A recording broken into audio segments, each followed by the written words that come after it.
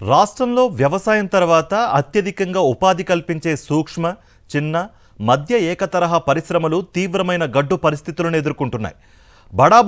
బాబులకు రాయితీలో జల్లులు కురిపిస్తున్న చంద్రబాబు సర్కార్ అత్యధిక మంది ఆధారపడిన ఎంఎస్ఎంఈ రంగాన్ని గాలికి వదిలేయడంతో తీవ్ర సంక్షోభంలో చిక్కుకుపోయాయి. తమకు ఇవ్వాల్సిన ఇన్సెంటివ్స్ ఇవ్వడానికి దిక్కులేదు, కానీ ఇంటికో పారిశ్రామికవేత్తను తయారు చేస్తామని చెప్పడంపై ఎంఎస్ఎంఈ యజమానులు, ఎస్సీ ఎస్టీ పారిశ్రామికవేత్తలు మండిపడుతున్నారు.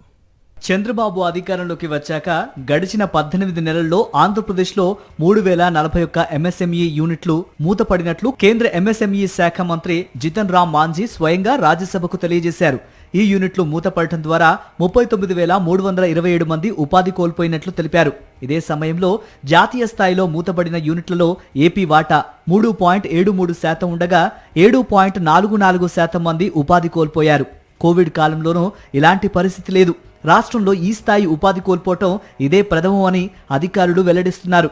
కోవిడ్ వంటి సంక్షోభం వచ్చినప్పుడు కూడా ఈ స్థాయిలో యూనిట్లు మూతపడలేదన్న విషయాన్ని కేంద్ర మంత్రిత్వ శాఖ విడుదల చేసిన గణాంకాలు స్పష్టం చేస్తున్నాయి. కరోనా తర్వాత 4 ఏళ్ల కాలంలో రాష్ట్రంలో 873 యూనిట్లు మూతపడటంతో 5,075 మంది ఉపాధి కోల్పోయారు. అంటే గత ప్రభుత్వం 4 ఏళ్ల కాలంతో పోలిస్తే ఈ 18 నెలల కాలంలోనే ఏకంగా 774% అధికంగా 39,327 మంది ఉపాధి కోల్పోవటం రాష్ట్రంలోని ఎంఎస్ఎంఈల దుస్థితికి అద్దం పడుతోంది. టీడీపీ కూటమి అధికారంలోకి రాగానే బిల్లుల రూపంలో ఎంఎస్ఎంఈలకు భారీగా షాక్ ఇచ్చింది. ఏ రాష్ట్రంలో లేని విధంగా ఏపీలోని ఎంఎస్ఎంఈలపై విద్యుత్ బిల్లుల భారం విపరీతంగా పెరిగిపోయింది.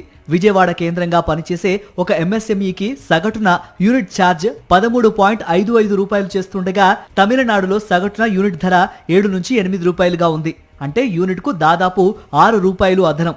ఈ స్థాయిలో విద్యుత్ బిల్లులు బాధితే ఇతర రాష్ట్రాలతో ఎలా పోటీ పడాలని ఆ సంస్థ ప్రతినిధి వాపోయారు. పారిశ్రామిక ప్రోత్సాహకాలు ఇవ్వకపోవటం, మానవ వనరుల కొరత, ముడి సరుకుల ధరలు పెరుగుదల, ప్రభుత్వం బకాయిలు చెల్లించకపోవటం వంటి కారణాలు ఎంఎస్ఎంఈలు మూతపడేలా చేస్తున్నాయి.